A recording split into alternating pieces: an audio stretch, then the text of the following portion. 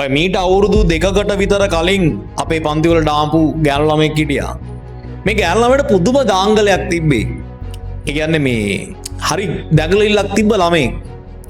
හරිද? එතකොට සමහර වෙලාවල් වල පන්තිත් කට් කරගන්න. පන්තියට හරියට එන්නෙත් නැහැ.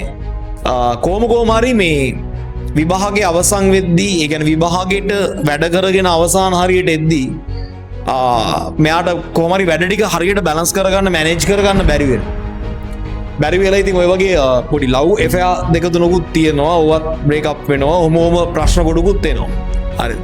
ඊට පස්සේ කොහොම හරි A level විභාගයට මුහුණ දෙනවා. හැබැයි හිතුව තරම් හොඳ ප්‍රතිඵලයක් එන්නේ නැහැ.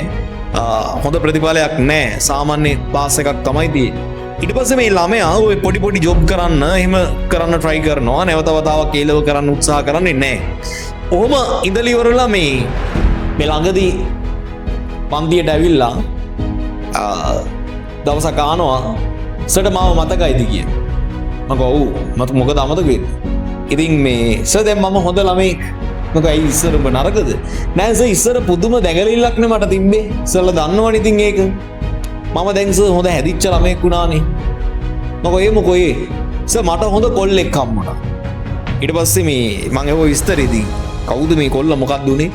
සර් මේ මං සර් මගේ ජීවිතයේ තියෙන හැම දෙයක්ම මම යාට කිව්වා. හැම දෙයක්ම කිව්වේ සර් මේ ඔය ළමයා ඔය යම්කිසි අවස්ථාවල ජීවිතේ වැටිච්ච තැන් තිබ්බා. ඒ වැටිච්ච තැන්වල සමහර පෞද්ගලික දේවල් ෂෙයා කරගෙන තියෙනවා.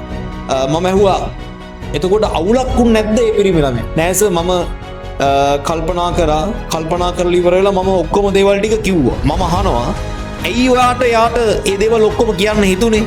නෑ සර් මට හිතුණා මේ දේවල් වෙන කාගේ හරි කටකින් එයාට දැනගන්නවට වඩා මම මුලින්ම එයාට මේක කියන එක හොඳයි.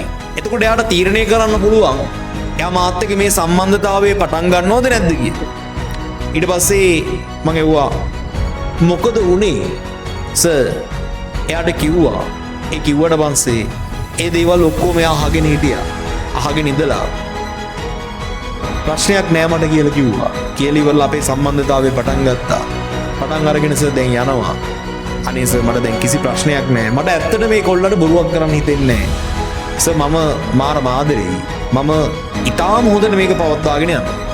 පුතේ ජීවිතේ ඔයාට වරදින්න පුළුවන්. ජීවිතේ මිනිස්සුන්ට වරදින්න පුළුවන්. වැරදි තීරණ ගන්න පුළුවන්. හැබැයි හැම මිනිස්සෙක්ටම අවස්ථාවක් එනවා ජීවිතේ හදාගන්න. තමන් ගත්ත තීරණ වැරදි කියලා තමන්ම තේරුම් ගන්න. ඒ වගේම ඔයාගේ ජීවිතයට ඇතුල් වෙන කෙනාට පුළුවන් නම් අහගෙන ඉන්න. පුළුවන් නම් තේරුම් ගන්න. පුළුවන් නම් ඒ වැරදි හදාගන්න එක අවස්ථාවක් දෙන්න. ඒ මිනිස්සයා ජීවිතේ නැවත වතාවක් ආයේ ඉපදෙනවා වගේ නැවත වතාවක් තමන්ගේ වැරදි අඩුපාඩු හදාගෙන නැගිටිනවා. මං ඊට පස්සේ අහනවා දැන් ප්‍රශ්නයක් ඇත්තෙම නැද්ද? නෑ සර්.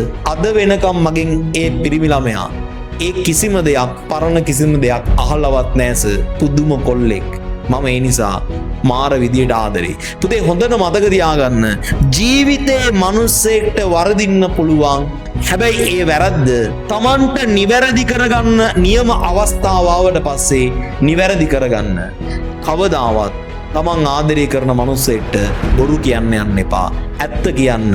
ඒ ඇත්ත කියද්දී ඌ කැමති නම් ඔයත් එක්ක ඉඳී නැත්නම් යයි.